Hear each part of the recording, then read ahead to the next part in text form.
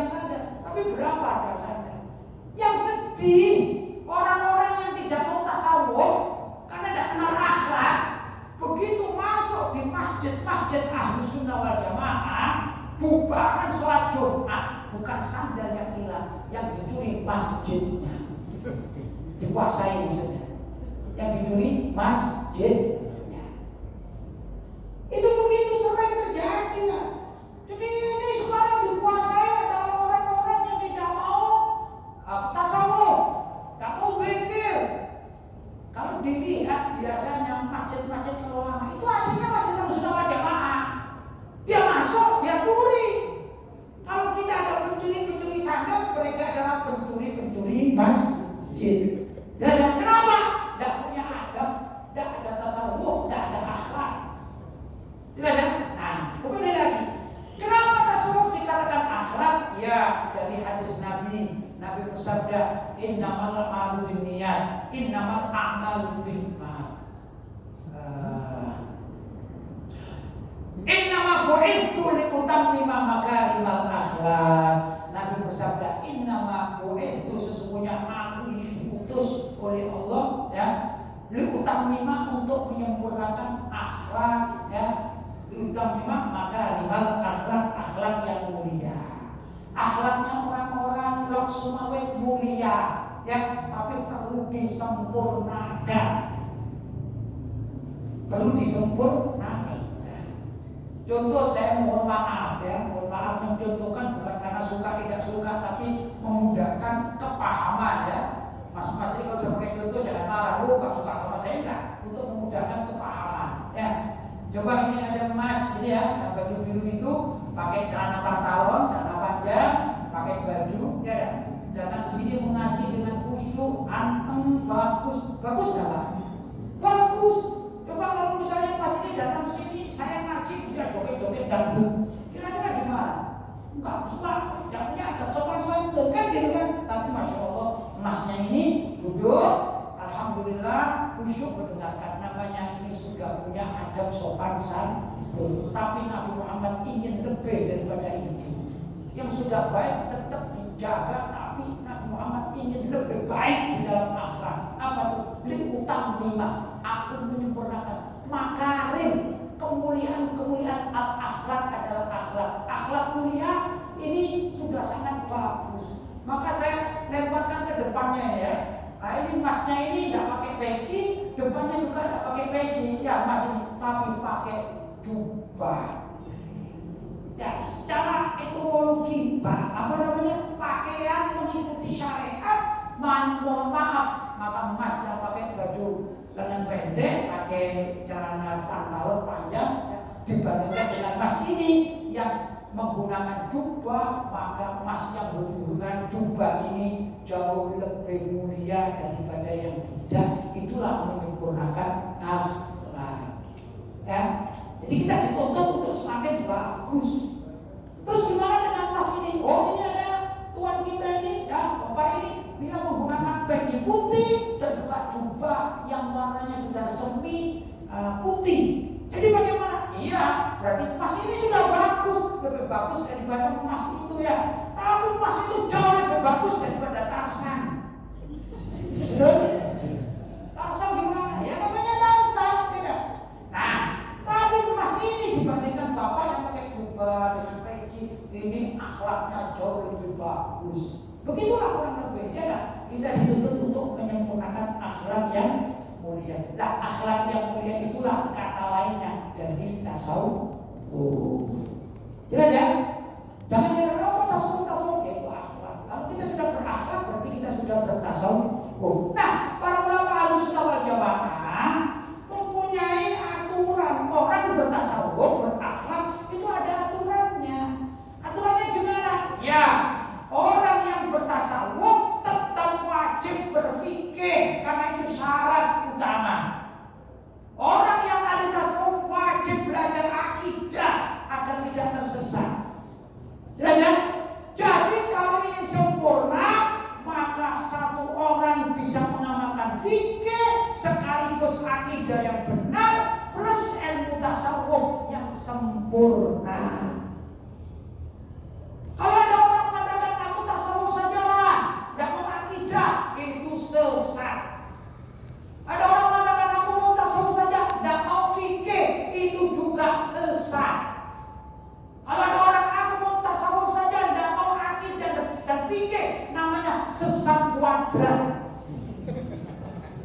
Sesat Pak.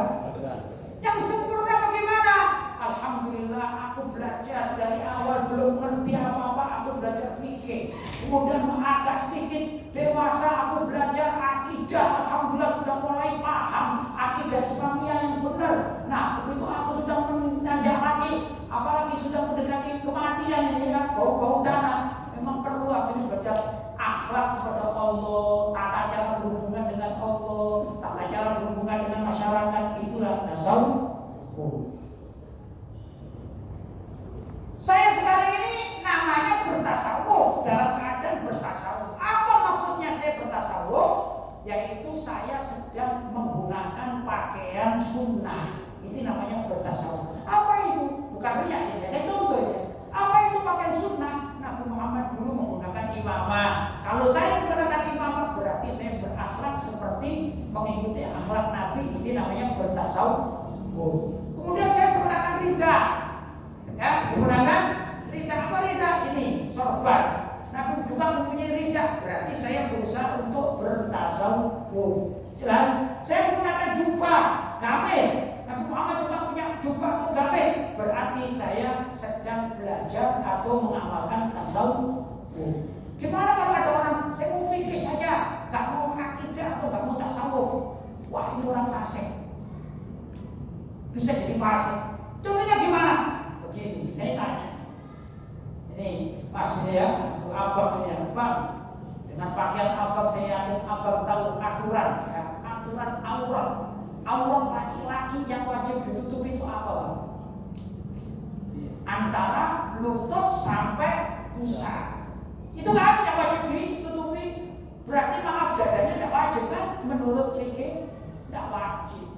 Kalau saya tidak bertasawuf sekarang ini, yaitu saya lepas peci saya lepas sorban saya lepas jubah saya, baju saya lepas. Apa ini namanya? Kaos dalam saya lepas, ya dah. Yang tersisa hanya tinggal sarung yang menutupi apa?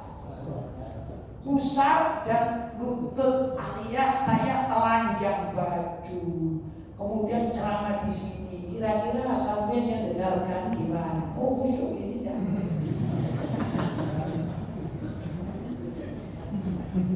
Ya, sama orang Aceh. Saya Arema. Tahu Arema? Arema Malang. Tahu kan bola-bola itu Arema. Ya kan? Yang muda-muda sebenarnya. Arema itu bertetangga dengan bonek mania. Boneka. Saya juga ada nilai-nilai bonek, hati-hati ya. Ini Arema ini.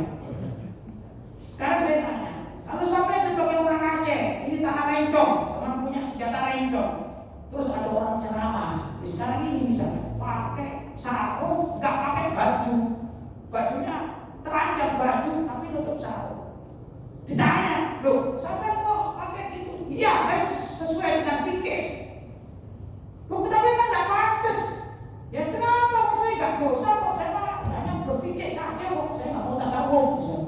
Kira-kira sama sebagai orang tanah rencong sama apa kan, Mas? Sama lari atau ikut pengajiannya atau gimana? Atau sama tinggal atau gimana? Sama cium tangannya atau gimana? Hah? Lari? Ya, ketinggal. Gila, gitu kan? Kalau saya orang Arema beda. Kalau ada orang gitu, saya keluar ambil batu, tak lempar orang sesuai. Ini kurang ajar ini masjid. Ini masjid taklim harus dihormati pakai tasawuf. Kok pakai telanjang baju? Ini namanya tidak punya etika namanya. Ini perlu dilempar orang kayak gini. Ya, jelas ya? Itu ajaran ijazah saya dari orang Arema. Maksud saya bukan jadi anarkis, Pak. Pedulilah. Kita harus peduli, ini harus dihormati. Harus bagaimana? Kita masuk masjid bertasawuf. Loh, kalau ada orang mengatakan, tasawuf itu haram. Tasawuf itu bukan ajaran Islam. Tasawuf itu syirik. Tasawuf itu bid'ah. Kira-kira gimana sebagai orang tanah rencong? Diam saja. Jangan bubarin. Gitu mestinya, ya kan? Karena apa? Kita ini bertasawuf. Bapak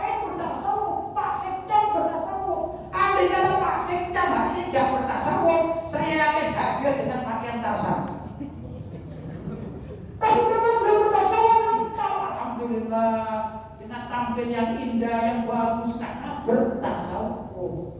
Jelas ya? Baik, saya lanjutkan, ada waktu 5 menit ya.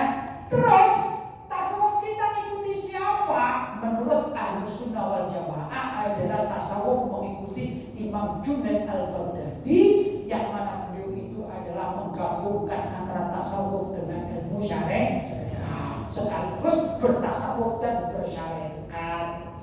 Diikutilah dengan imam-imam besar seperti Imam Al-Ghazali. Maka kitab Ihya Ulumuddin, kalau kita belajar bab pertama itu bab toharoh alias bab syariat, barulah akhir-akhirnya nanti ada bab hakikat, ya dah. Bab makrifat itu akhir-akhir setelah orang diajari syariat. Itu namanya menggabungkan antara ilmu tasawuf dengan ilmu syariat. Itu sempurna. Dalam kalangan habaib ya, ada atau dalam habaib itu ada juga ulama, masya Allah, imam. Beliau adalah Al-Imam Al-Habib Abdul Al-Haddad ya. Beliau juga mengumpulkan antara ilmu tasawuf dengan ilmu syariat. Maka ada buku beliau yang dipelajari oleh ulama-ulama kita ya, tuan-tuan kita, guru kita ya. Antara lain ada batu taman misalnya, Risalatul Muawana dan lain sebagainya ya dah. Di pondok-pondok besar itu diajarkan ilmunya Al-Habib Abdullah Al-Haddad. Ini adalah tasawuf berbingkai syariat. Dulu pada zaman Wali Songo ya, itu ada kejadian. Wali Songo itu adalah wali-wali Allah yang bertasawuf dan bersyariat. Mereka juga sholat, mereka zakat, tapi mereka bertasawuf. Mengikuti siapa? Persis mengikuti Rasulullah SAW. Nabi Muhammad itu walaupun seorang nabi, tinggi derajat yang paling tinggi seluruh dunia, Nabi Muhammad tetap sholat. Sampai mau wafat pun tetap sholat. Itu Nabi Muhammad SAW. Dulu ada di zaman Wali Songo itu ada seorang namanya Sidi Jenar ya. Beliau ini mengikuti aliran namanya Wahdatul Wujud, menyatu dengan Allah. Bahasa Jawanya manunggaling kawula Gusti. Saya orang Jawa, tak kenalkan ya dah. Betul ya? Nah, apa manunggaling kawula Gusti? Manunggal itu menyatu. Manunggaling kawula itu hamba, Gusti itu Tuhan. Jadi menyatunya seorang hamba dengan Tuhannya, menyatu. Kalau sudah menyatu, meyakini. Lalu sudah menyatu, ngapain ibadah? Oh, sudah menyatu. Orang yang sholat kan beribadah. Aku sudah menyatu dengan Tuhan itu. Ngapain ibadah?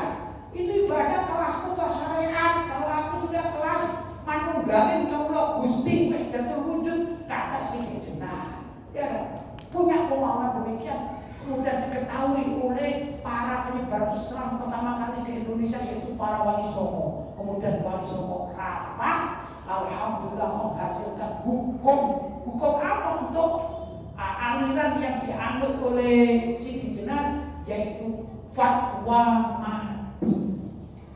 Jadi fatwa mati pernah tercetus di zamannya Wali Songo. Yang difatwa adalah Sidi Jenar. Sidi Jenar apa? Orang yang mengaku bertasawuf tapi tidak mau sholat. Jelas ya? Jelas gamblang ya? Nah, saya anjurkan ini bapak-bapak juga, ibu-ibu yang ada di sini, ayo kita menjadi pengikut Wali Songo. Betul? Jangan mengikut Sidi Jenar. Ya dah. Maka kalau ada 1-2 yang datang ke sini, saya adalah pengikut Sidi Jenar. Kalau ketahuan saya orang Arema ini, ya, Arema saya datang. Aku adalah pengikut Wali Songo. Aku fatwa mati engkau. Begitu mestinya. Ngikut Wali Songo. Artinya aliran-aliran semacam itu aliran sesat, tidak boleh diikuti oleh umat. Jelas ya? Jelas? Maka tasawuf di dalam bab ini dengan singkatan tasawuf, tauhid dan fikih ini sudah selaras dengan ajaran Ahlus Sunnah wal Jamaah. Bapak-bapak dan ibu-ibu yang dirahmati Allah, alhamdulillah tepat waktu jam 10 dan juga sudah ada warning tadi ya. Saya harus berhenti sampai jam 10, maka mungkin dalam penyampaian saya ada kata-kata yang kurang tepat, percontohan juga yang kurang mengenal di hati ya, mas-mas ya. Saya mohon maaf yang sebesar-besarnya. Bukan maksud untuk menyakiti hati, tidak. Bukan takribul faham, memudahkan pemahaman ya. tapi tujuan kita adalah kembali agar kita ini semuanya mengamalkan Ahlus Sunnah wal Jamaah. Aceh bersyariat maksudnya adalah Aceh berahli sunnah wal jamaah. Itu yang perlu kita sepakati. Itu saja dari saya. Kurang lebihnya mohon maaf yang sebesar-besarnya. Hadza ma aqulu lakum wa afu minkum. Wassalamualaikum warahmatullahi wabarakatuh. Waalaikumsalam warahmatullahi wabarakatuh. Alhamdulillah, luar biasa. Masih semangat semuanya ya. Alhamdulillah. 1 jam tak terasa kita menimba ilmu dari Al-Mukarram, guru kita bersama yaitu Kiai Haji Lutfi Bosari, di mana beliau punya sifat besar, bisa melihat kita semuanya secara penuh, tapi juga Lutfi, lemah lembut beliau. Walaupun katanya Arema Malang, tapi enggak ya, enggak ada yang terang apa tuh tadi ya. Alhamdulillah, walaupun mungkin sembunyi tangan ya. Nah, beliau juga memiliki beberapa karya tulis, yaitu buku Musuh Besar Umat Islam, Dialog Sunni Wahabi, Al-Quran versi Syiah berbeda dengan Al-Quran umat Islam, Konsep NU Krisis Perdagangan Syariah, Dialog Tokoh Islam seputar ucapan Selamat Natal, dan kalimat Laha Ma'anin berbahasa Arab, serta berbagai artikel keislaman di berbagai media. Beliau juga mempunyai channel TV, yaitu TV Pejuang Islam. Bagi kita semua yang buka channel YouTube, bisa buka TV Pejuang Islam dan bisa subscribe juga di situ. Banyak video-video beliau yang diizinkan untuk mengambil dan di-share kembali untuk ilmu kita bersama. Jadi bisa dibuka, beliau ada web juga, situs www.pejuangislam.com. Nah, setelah 1 jam lamanya kita mendengar materi beliau, sekarang saatnya beliau akan menjawab beberapa pertanyaan dari kita semua yang hadir di sini. Ini ada Pak Bisi, Pak Muslim, juga Pak Sekda, juga dari Pak Senasa dari BMU atau teman-teman yang lain. Barangkali ada pertanyaan, boleh disampaikan, silakan Pak Sekda.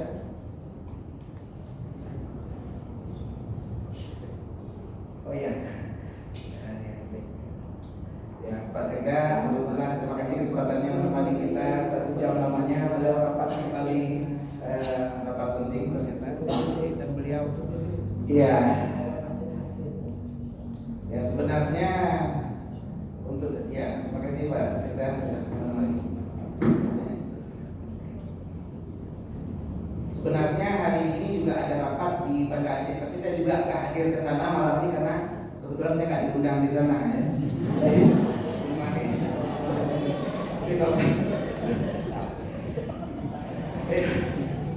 Ya, alhamdulillah. Baik, kita buka sesi pertama. Bagi yang mau bertanya bisa tunjuk tangan. Kalau yang mau ke WC boleh keluar langsung asal tunjuk tangan. Yang mau bertanya boleh. Ya, silakan. Silakan teman aja. Sebutkan nama dan pertanyaan. Assalamualaikum warahmatullahi wabarakatuh. Waalaikumsalam.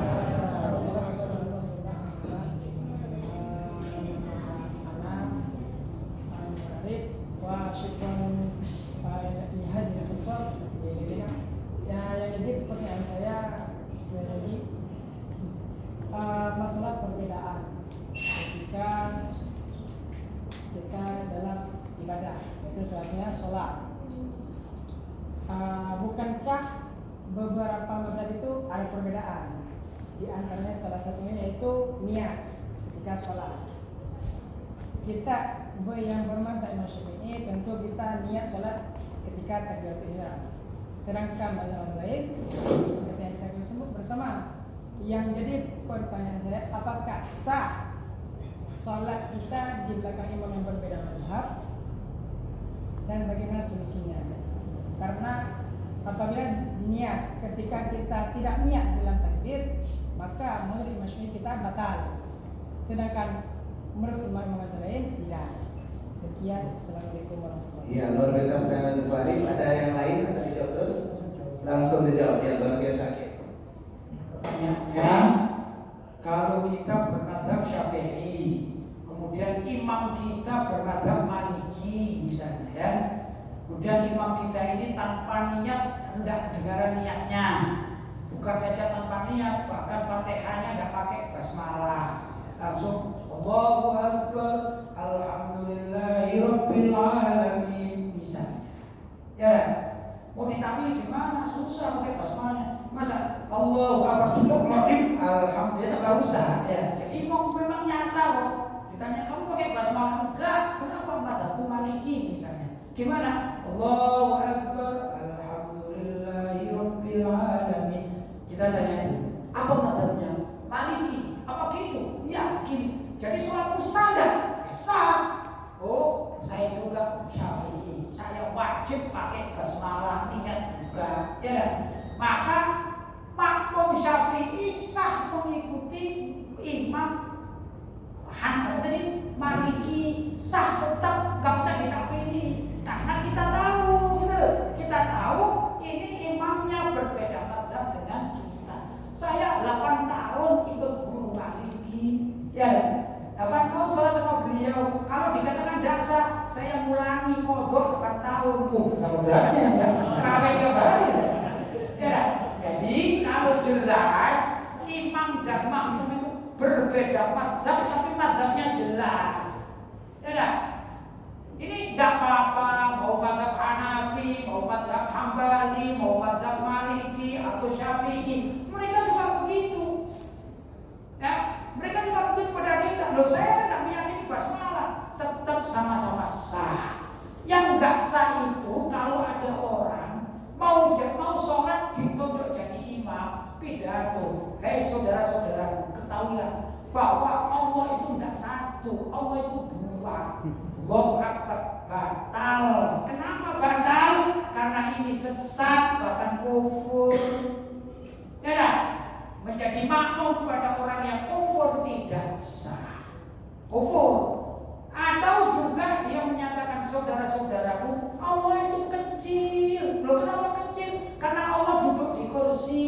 Dia menyatakan begitu. Ya dah, kursinya lebih besar daripada Allah, maka tidak sah menjadi makmum pada orang tersebut. Tapi kalau misalnya kita tidak tahu, tidak pernah dengar, pokoknya orang itu langsung Allahu Akbar, Alhamdulillahirabbil alamin. Ya dah, tanpa ada pernyataan-pernyataan yang jelas bahwa dia mujassimah, tidak. Maka menurut para ulama, selagi tidak dhahiron bil lisan tetap sah. Jelas? Baik. Luar biasa penjelasan dari Kiai Haji yang sudah menenangkan hati kita bersama. Di sini ada Pak Rizky Aludin, Pak Iwan, juga ada Walid Landing. Mungkin ada semua pertanyaan dari Tasawuf Aceh Utara. Iya, silakan Bu Fadli. Berdiri aja ya. Assalamualaikum warahmatullahi wabarakatuh. Saya ingin mendapat kasih atas kesempatannya yang saya hormati Pak Kiai. Saya ingin mendapat sebuah pandangan yang sekarang lagi kontroversi di tengah masyarakat, yaitu masalah mempunyai dari seorang dosen di Jakarta. Saya sebenarnya dosen di Surakarta, tapi dia ambil spesialisasi doktoralnya di UIN Jaga. Jadi yang ingin saya dapat pandangan yang pertama, bagaimana mensikapi orang-orang di Korea ini. Yang kedua, bagaimana lembaga pendidikan seperti UIN Jaga itu bisa meloloskan sebuah disertasi yang sangat kontroversi dan tidak menyelamatkan Islam secara komprehensif. Jadi ini mohon pertanyaan. Baik, saya paham. Luar biasa. Ini Bu Fadli MKSM SMSC adalah dosen minimal juga, beliau alumni Universitas Semarang. Luar biasa. Dosen juga ya? Dosen juga. Karena beliau dosen, saya pinjam tangan beliau nanti ya. Saya kan bukan dosen ya. Jadi dosen harus perang dengan dosen, doktor harus perang dengan doktor. Kalau saya kan empat batu nanti, apa yang masalahnya ya? Begini, milkul yamin, alladzina hum fi furujihim yuhafidun illa ala azwajihim aw ma malakat aymanuhum. Ya. Jadi orang-orang yang baik, orang-orang yang soleh itu adalah orang-orang yang menjaga kemaluannya, kecuali hanya untuk para istrinya. Bu, para istri ya. Para istri itu berapa? Satu tuh banyak bu. Para namanya ya. Para itu banyak. Ya. Tapi ibu-ibu, saya sekarang mau berteman atau mau bela ibu-ibu. Saya setia dengan istri satu bu. Sepakat bu?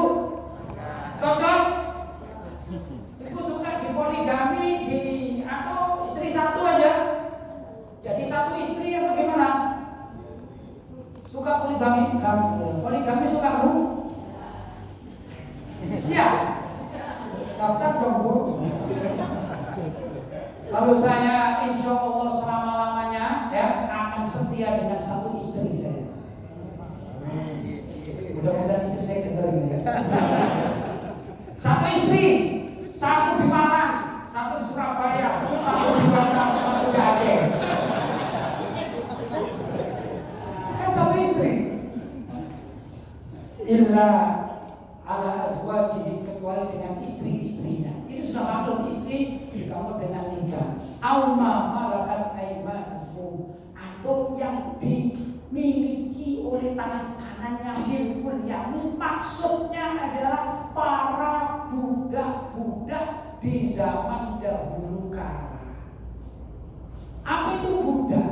Budak itu milik, baik berupa orang laki-laki maupun perempuan. Saya bisa saja mempunyai budak 7, yang 4 laki-laki, yang 3 perempuan. Itu kepemilikan. Sifat memiliki budak, maaf sama dengan sifat memiliki hewan.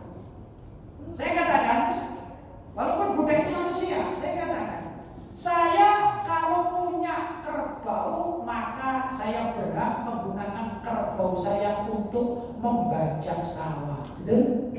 Atau saya sewakan untuk membajakan sawah. Saya punya satu kerbau misalnya, saya kasih alat membajak, sudah, ya. Saya juga bisa bayar orang untuk mengerjakannya, ya. Boleh enggak? Misalnya Ustaz Gunawan ini punya sawah, mengatakan saya mau nyewa bajaknya, boleh. Sama mau saya bajak atau ada orang lain? Kata beliaunya ini, oh saya punya adik yang nganggur, saya suruh bajak. Baik, kalau gitu saya hargai karena pinjam bajakannya, yaitu bajakan maksudnya alat membajak dengan kerbaunya, saya katakan 500.000 nyewanya. Sopirnya dari dia sendiri. Pertanyaannya, begitu dibajak selesai, Ustadz ini bayarnya kepada saya pemilik bajak atau pada kerbaunya? Bagaimana? Pemiliknya. Kerbau tidak boleh protes. Masa kerbau bilang, aku bagi dong separuh. Tidak bisa. Betul? Sebaliknya, kalau saya punya budak laki-laki lah, ya, itu sama dengan hewan dalam kedudukannya. Maka misalnya budak saya, kamu kerja, pulang saya tanya, dapat hari ini dapat berapa? Ya Tuhan, saya dapat 1 juta. Mana 1 juta? Saya ambil halal. Budak tidak boleh protes. Itu kedudukan budak. Jelas? Jadi kita bebas. Dari mana itu budak? Macam-macam. Karena musuh kita tangkap, kita jadikan budak. Boleh.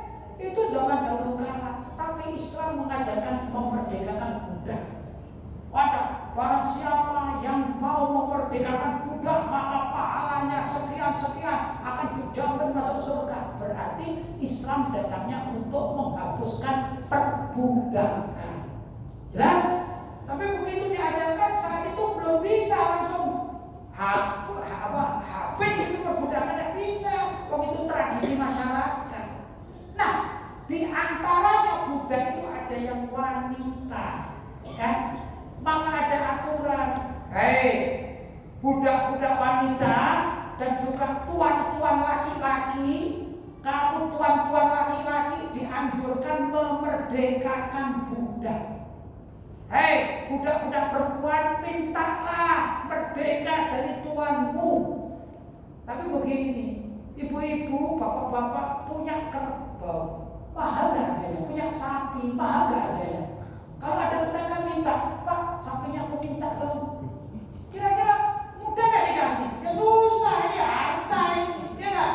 Sapi diminta, kotorannya gak apa-apa, jangan sapi, gak gitu ya. Demikian juga kalau ada budak mengatakan, Pak Tuhan aku ingin merdeka. Ya enggak mudah, sudah mau merdeka. Ya ada gitu, tapi semuanya begitu. Maka Islam mengajarkan sistem pemerdekaan budak-budak wanita. Salah satunya namanya milkul yamin. Apa milkul yamin? Milkul yamin itu seorang tuan mempunyai budak, kemudian budaknya itu biar bisa merdeka, dikumpuli seperti istri. Apa hasilnya, faedahnya? Ya, kalau budak wanita itu setelah dikumpuli ya, kemudian hamil, kemudian melahirkan anak tuannya, maka si budak wanita itu hukumnya merdeka. Anaknya merdeka. Tapi kalau budak perempuan itu tidak mau dikumpuli oleh tuannya misalnya, maka si ibu budak itu selama hidupnya ya, jadi budak. Andai kata si ibu budak itu menikah dengan budak saya laki-laki, berarti ibu budak punya suami budak. Maka kalau punya anak, walaupun 100 yang lahir, semua jadi milik saya. Paham? Maka diadakan di dalam Islam agar mengurangi perbudakan. Namanya juga orang laki-laki cinta sama perempuan, ya. Maka diatur, bolehlah suami yang sudah punya istri dan dia memiliki budak, dia mengumpuli budaknya tanpa ikatan pernikahan.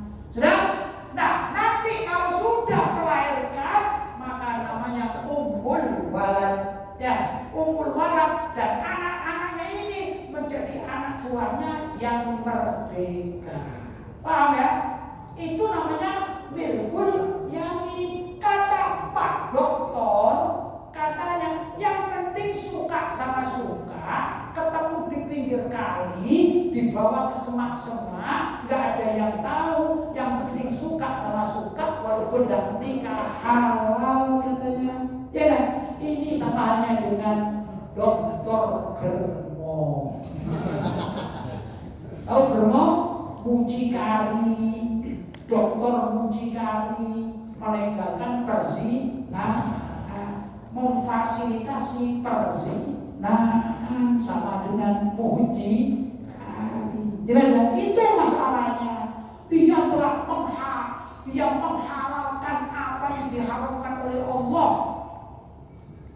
Kalau dikatakan lebih afdal mana Pak Dokter yang jadi mucikari dan menghalalkan perzinahan itu, dengan maaf para pelacur sendiri. Para pelacur jauh lebih mulia daripada Pak Dokter. Kok bisa? Coba kalau tidak percaya, kalau ada lokalisasi pelacuran di situ ada orang Islamnya yang jadi pelacur, tanya, Bu, Mbak, Ibu senang gak jadi pelacur? Saya yakin ini terpaksa karena gak ada yang menghidupi anak saya. Andai kata ada lelaki yang mau menikahi saya mau kok.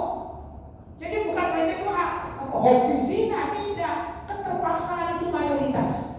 Dulu sebelum kalian insya Allah dengar Gang Doli di Surabaya, pernah dengar ya? Pelacuran terbesar di Asia waktu itu. Itu di situ sering diadakan lomba MTQ, Qiraatul Quran.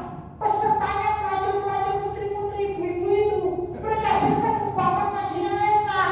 Kalau tanya, kok ibu ini pelacur sudah kiranya enak? Siapa yang menghidupi anak saya? Anak saya terlantar, gak ada yang mau tahu. Tetangga juga gak mau tahu. Terpaksa aku harus pelacur demi menghidupi anak saya. Itu begitu. Ya kan? Apa dah ingin mentah? Sampai mentah saya pasti saya sujud syukur kalau diberi modal. Cuma kalau dibilangin dong, kamu mentas, ditinggal lari, tidak bisa. Namanya cuma punya bicara dan punya solusi. Jelas ya? Maka pelacur yang macam begitu jauh lebih mulia daripada dokter mucikari, ya, dokter Germo yang menghalalkan pernikahan, yang menghalalkan perzinahan sebelum tanpa menikah. Jelas ya? Jelas? Oh iya. Ya, yang terakhir ya, karena kebetulan ini di sisa 10 menit lagi, silakan. Ya, bisa situ. Assalamualaikum warahmatullahi wabarakatuh. Assalamualaikum.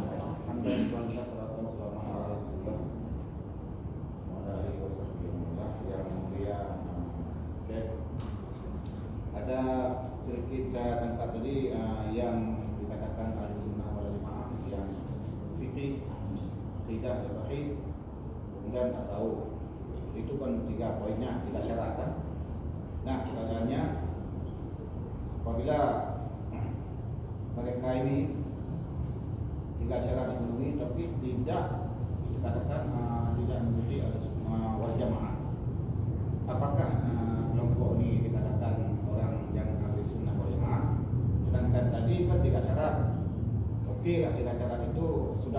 memahami semuanya apa yang sunnah wal jamaah walaupun bukan tetap itu ada. Tapi dia tidak mengikuti aturan atau ajaran yang dari wal jamaah tersebut. Mereka mengikuti Al-Quran dan hadis. Nah, tapi tidak wal jamaah. Nah, apakah itu termasuk mereka itu kelompok ahli sunnah wal jamaah atau bukan? Satu. Kemudian yang kedua, apakah orang-orang yang bukan ahli sunnah wal jamaah itu dapat dikatakan bukan orang mukmin? Nah, itu jawaban beliau. Kemudian yang terakhir, bagaimana pengertian di bawah ini? Yang pertama tafsir al-aqsar. Tafsir al-aqsar. Satu. Yang kedua tafsir bil ra'i. Kemudian yang ketiga tafsir bil isyarat. Isyarat. Ada 3 tafsirnya. Jadi kalau ada orang tafsirkan itu mana yang terbaik di antara 3 tafsir itu. Jangan sampai kita sesat nanti. Ada yang tafsir jadi sesat kita. Ada yang tafsir berdasarkan Al-Quran hadis. Kemudian ini mana yang 3 ini yang terbaik. Demikianlah untuk mudah-mudahan Ustaz bisa menjawab. Terima kasih.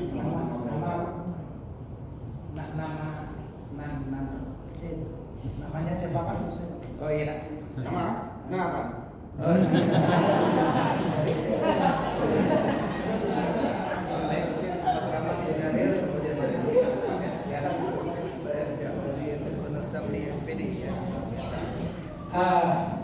Nabi bersabda, "Alaikum bisawadil a'dham." Hendaklah kalian mengikuti kelompok mayoritas di dunia ini. Man syadda finnar. Siapa yang tidak mengikuti kelompok terbanyak, syadda menyendiri, syadda finnar atau syadda ilan nar, maka dia akan berjalan menuju neraka, kata Nabi Muhammad sallallahu alaihi wasallam. Syadda finnar. Siapa orang yang menyendiri dari kelompok mayoritas, maka dia sungguh berjalan menuju neraka. Ya. Jadi kalau ada orang saya tidak mau Ahlussunnah wal Jamaah, berarti dia ini kelompok minoritas. Kelompok minoritas itu pasti akan masuk ke neraka. Adapun apakah dia di neraka selama-lamanya, wallahu taala a'lam. Tapi dalam hadis dikatakan sadda fin atau ilan nar. Jelas ya? Jadi gimana menyikapi ada orang yang tidak mau mengikuti salah satu dari 3 unsur tadi, ya, tapi mengaku Ahlussunnah wal Jamaah, itu seperti Qais gang 7 mengatakan aku adalah kekasih Laila tidak mau mengakuinya. Jelas ya? Jadi kan pertamanya Itu maksudnya gimana? Kaum tidak mau mengikuti wal jamaah. Apakah itu orang ahli sunnah wal jamaah? Oh ya. Saya Ahlussunnah saja tidak mau jamaah gitu. Ya. Ya itu jawabannya seperti tadi itu. Alaikum bisawadil a'dham. Hendaklah kalian mengikuti kelompok terbesar. Kelompok terbesar itu jamaatul muslimin. Ya kan? Maka kalau ada kelompok kecil tidak mau mengikuti jamaatul muslimin yang mayoritas, maka dia termasuk akan berjalan menuju neraka. Gitu. Jelas ya? Nah, itu yang pertama. Kedua, apakah orang-orang yang bukan ahli sunnah wal jamaah dapat juga dikatakan mukmin? Ya. Sayyidina Ali bin Abi Thalib tatkala melihat banyak orang di zaman itu berbeda akidah, beliau tidak mengkafirkan tapi mengatakan sesat. Ya, kita pun juga demikian, mengikuti ulama-ulama terdahulu. Dia bersyahadat, dia mengatakan asyhadu alla ilaha illallah wa asyhadu anna Muhammadar Rasulullah. Selagi tidak ada pernyataan